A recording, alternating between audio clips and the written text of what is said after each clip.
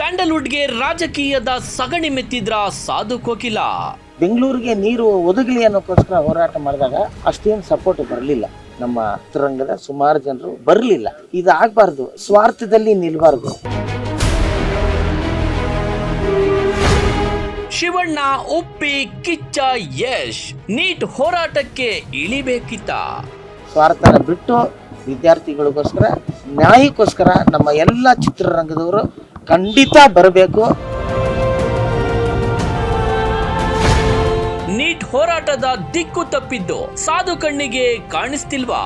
ದೆಹಲಿಯಲ್ಲಿ ವಿದ್ಯಾರ್ಥಿಗಳು ಹೋರಾಟ ಮಾಡ್ತಿದ್ರೆ ಇಲ್ಲಿ ಬೇರೇನೋ ಡೈವರ್ಟ್ ಮಾಡಕ್ಕೆ ಮೀಡಿಯಾಗಳಲ್ಲಿ ಏನೇನೋ ಬೇಕು ಅಂತ ಅದ್ರ ಮೇಲೆ ಉಲ್ಟಾ ಹೇಳೋದು.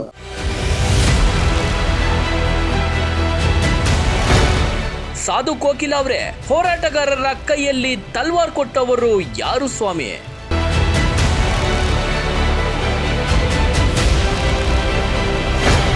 ಹೋರಾಟಗಾರರ ನೆಪದಲ್ಲಿ ಪೊಲೀಸರಿಗೆ ರಕ್ತ ಸುರಿಯುವಂತೆ ಹೊಡೆದವರು ವಿದ್ಯಾರ್ಥಿಗಳ.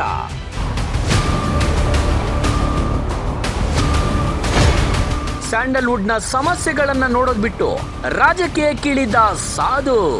ಬನ್ನಿ, ಎಲ್ಲ ನಮ್ಮ ಚಿತ್ರರಂಗದವರು ಒಟ್ಟಿಗೆ ಸೇರಿ ನಾವು ಈ ವಿದ್ಯಾರ್ಥಿಗಳಿಗೋಸ್ಕರ ದುಡಿಯೋಣ.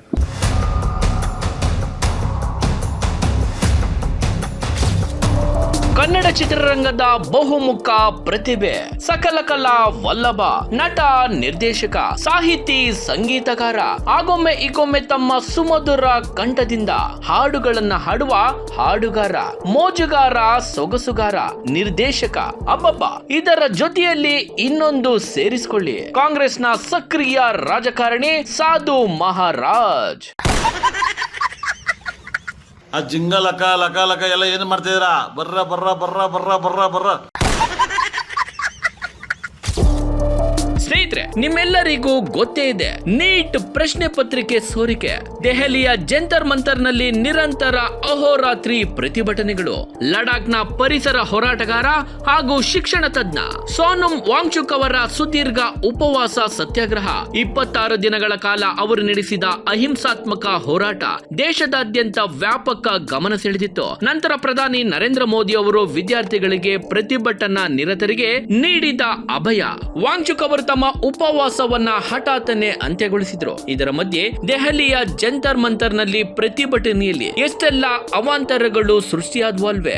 ಶಾಂತಿಯಿಂದ ಪ್ರತಿಭಟನೆ ನಡೆಸುತ್ತಿದ್ದ ವಿದ್ಯಾರ್ಥಿಗಳನ್ನ ಮುಂದೆ ಇಟ್ಕೊಂಡು ಕಾಕ್ರೋಚ್ ಜನತಾ ಪಾರ್ಟಿ ಸೇರಿದಂತೆ ಹಲವಾರು ರಾಜಕೀಯ ನಾಯಕರು, ಕಾಣದ ಕೈಗಳು ದೇಶದಲ್ಲಿ ಅಶಾಂತಿ ಸೃಷ್ಟಿಗೆ ಯತ್ನಿಸಿದ್ರು. ಪಕ್ಷಾತೀತವಾಗಿ ಹೋರಾಟಕ್ಕೆ ಇಳಿಬೇಕು ಎಂದು ಹೇಳಿಕೆ ಕೊಡುವ ಸಾಧು ಕೋಕಿಲ ಅವರ ಕಣ್ಣಿಗೆ ಈ ಹೋರಾಟದ ದಿಕ್ಕು ಬದಲಾಗಿದ್ದು ಕಾಣಿಸ್ಲಿಲ್ವೇ, ಅಥವಾ ಜಾಣ ಕುರುಡೆ?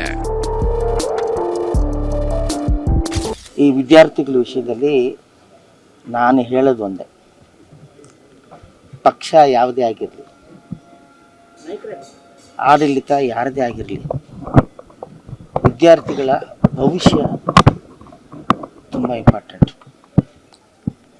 ನಾನು ಕೂಡ ನೋಡಿದೆ, ನಿನ್ನೆ ಇಡೀ ರಾತ್ರಿ ನೋಡ್ತಾ ಇದ್ದೀನಿ. ಅಷ್ಟು ಘೋರವಾಗಿ ವಿದ್ಯಾರ್ಥಿಗಳನ್ನ ನಡೆಸ್ಕೊಳ್ಳೋದು. ಆ ದೊಣ್ಣೆಗೆ ಮೊಳೆ ಹೊಡೆದಿದ್ದಾರೆ, ಇಷ್ಟಿಷ್ಟುದ್ದ ಮೊಳೆ, ಅದರಲ್ಲೂ ಹೊಡಿತಾ ಇದ್ದಾರೆ. ಅಂದರೆ ನಮ್ಮ ದೇಶದ ಪ್ರಜೆಗಳು ಯಾವುದಕ್ಕೂ ಲೆಕ್ಕ ಇಲ್ವಾ? ವಿದ್ಯಾರ್ಥಿಗಳು ಲೆಕ್ಕಕ್ಕಿಲ್ವಾ? ಈ ಥರ ಅರಾಜಕತೆ, ಈ ಥರ ಒಂದು ಏನಿದು ದೌರ್ಜನ್ಯ ನಡೆದರೆ ಹೇಗೆ? ಏನೇ ಪೊಲೀಸ್ನವರಾದರೂ ಕೂಡ ಏನೇ ಅವ್ರಿಗೂ ಕೂಡ ಒಂದು ಮನುಷ್ಯತ್ವ ಬೇಡ. ರೋಡಲ್ಲಿ ಕೂತಿದ್ದಾರೆ ದೊಣ್ಣೆಗಳು ಹಿಡ್ಕೊಂಡು, ಅವ್ರು ಯಾರು ಅಂತಲೇ ಗೊತ್ತಿಲ್ಲ. ಅವನು ಆನ್ಸರ್ ಮಾಡ್ತಾ ಇಲ್ಲ, ಅವನು ಅಂತಾನೆ ಎದ್ದು ಹೊಡಿತಾನೆ. ಇವರು ಪೊಲೀಸ್ ಯಾರೀ ಗೂಂಡಾಗಳು?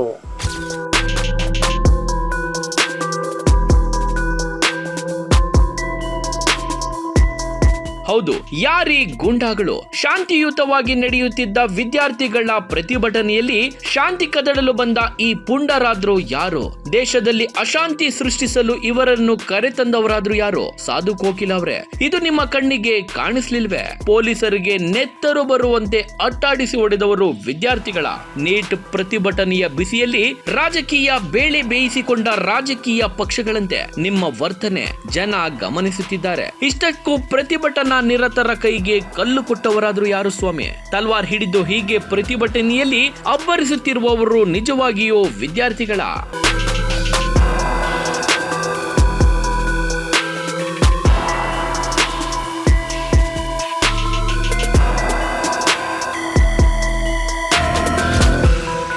ಸ್ಯಾಂಡಲ್ವುಡ್ ನಲ್ಲಿ ಈಗಾಗಲೇ 108 ಸಮಸ್ಯೆಗಳು ತಲೆದೂರಿವೆ. ರಿಲೀಸ್ ಆದ ಚಿತ್ರಗಳು ಒಂದೇ ವಾರಕ್ಕೆ ಥಿಯೇಟರ್ ನಿಂದ ಎತ್ತಂಗಡಿ ಆಗ್ತಿದೆ. ನಿರ್ಮಾಪಕರು ಮನೆ ಮಠ ಮಾರ್ಕೊಂಡು ಬೀದಿಗೆ ಬೀಳ್ತಿದ್ದಾರೆ. ಚಿತ್ರನಟರು ಕೈಯಲ್ಲಿ ಸಿನಿಮಾಗಳಿಲ್ಲದೆ ಬೇರೆ ವಿಧಿ ಇಲ್ಲದೆ ಹೋಟೆಲ್ ಬಿಸ್ನೆಸ್, ಬಟ್ಟೆ ವ್ಯಾಪಾರ ಅಷ್ಟೇ ಯಾಕೆ ಸಿಟಿ ಮಾರ್ಕೆಟ್ ನಲ್ಲಿ ಹೂ ಮಾರುವ, ಸೊಪ್ಪು ಮಾರುವ ವ್ಯಾಪಾರ ಮಾಡಿಕೊಂಡು ಜೀವನ ಮಾಡುವ ಪರಿಸ್ಥಿತಿಗೆ ಬಂದಿದ್ದಾರೆ. ಇನ್ನೀ ನಿರ್ದೇಶಕರ ಪಾಡು ಕೇಳಬೇಕೆ? ಒಬ್ಬೊಬ್ಬರದ್ದು ಒಂದೊಂದು ಕತೆ ಕಂಡ್ರೆ ಇವರುಗಳ ಕಥೆಯೇ ಹಿಂಗಾದ್ರೆ ಇನ್ನು ಸಹ ಕಲಾವಿದರ ಬದುಕು ಹೇಗಿರಬೇಡ ನೀವೇ ಊಹಿಸಿ. ಒಂದೊತ್ತಿನ ಊಟಕ್ಕೂ ಪರದಾಡುವ ಪರಿಸ್ಥಿತಿಯಲ್ಲಿ ಇದ್ದಾರೆ ಅಂದ್ರೆ ನೀವು ಆಶ್ಚರ್ಯ ಪಡಬಹುದು. ಆದ್ರೆ ಕಟು ಸತ್ಯ ಹೀಗೆ. ಸ್ಯಾಂಡಲ್ವುಡ್ ನ ಸ್ಥಿತಿ ದುಸ್ಥಿತಿಯಲ್ಲಿರುವಾಗ ಸಾಧು ಕೋಕಿಲ ಇಲ್ಲಿಂದ್ಕೊಂಡು ರಾಜಕೀಯದ ಮಾತುಗಳನ್ನ ಆಡ್ತಿದ್ದಾರೆ. ಸಾಲದಕ್ಕೆ ಸ್ಯಾಂಡಲ್ವುಡ್ ನಟರನ್ನ ಬೀದಿಗಿಳಿದು ಪ್ರತಿಭಟನೆಗೆ ಇಳಿಯಬೇಕಿತ್ತು ಅಂತ ಬೇರೆ ಹೇಳ್ತಿದ್ದಾರೆ. ಪುಣ್ಯಕ್ಕೆ ಕಾಂಗ್ರೆಸ್ ಪಕ್ಷ ಸೇರ್ಕೊಳ್ಳಿ ಅಂತ ಆಹ್ವಾನ ಕೊಡ್ಲಿಲ್ವಲ್ಲ ಸಾಧು ಮಹಾರಾಜ್. ಬನ್ನಿ ಎಲ್ಲ ನಮ್ಮ ಚಿತ್ರರಂಗದವರು ಒಟ್ಟಿಗೆ ಸೇರಿ ನಾವು ವಿದ್ಯಾರ್ಥಿಗಳು ದುಡಿ.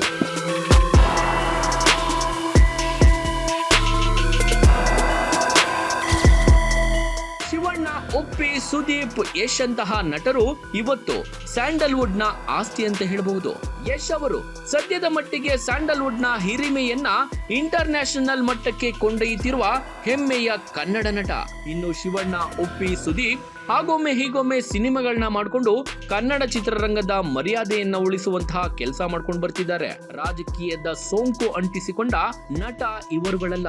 ಇಂತಹ ನಟರು ದಾರಿ ತಪ್ಪಿದ ನೀಟ್ ಹೋರಾಟಕ್ಕೇನಾದ್ರೂ ಇಳಿದ್ರೆ ಟೀಕೆ ಟಿಪ್ಪಣಿಗಳ ಸರಮಾಲಿಯೇ ಎದುರಿಸಬೇಕಾಗುತ್ತೆ. ಯಾಕಂದ್ರೆ ಅಮಾಯಕ ವಿದ್ಯಾರ್ಥಿಗಳ ಪ್ರತಿಭಟನೆಯಲ್ಲಿ ತಲ್ವಾರ್ ಹಿಡಿದು ಕೆಲವರು ಅಬ್ಬರಿಸಿದ್ರೆ ಇನ್ನು ಕೆಲ ರಾಜಕಾರಣಿಗಳು ಪ್ರತಿಭಟನೆ ನೆಪದಲ್ಲಿ ತಮ್ಮ ಬೇಳೆ ಬೇಯಿಸಿಕೊಂಡಿದ್ದಾರೆ. ಬಲಿಯಾದವರು ಅಮಾಯಕ ವಿದ್ಯಾರ್ಥಿಗಳು. ಕ್ಷಮಿಸಲು ಸಾಧ್ಯವೇ? ನೀವೇ ಹೇಳಿ. ನಿಮ್ಮ ಅನಿಸಿಕೆನ ಕಾಮೆಂಟ್ ಮಾಡಿ. ಧನ್ಯವಾದಗಳು.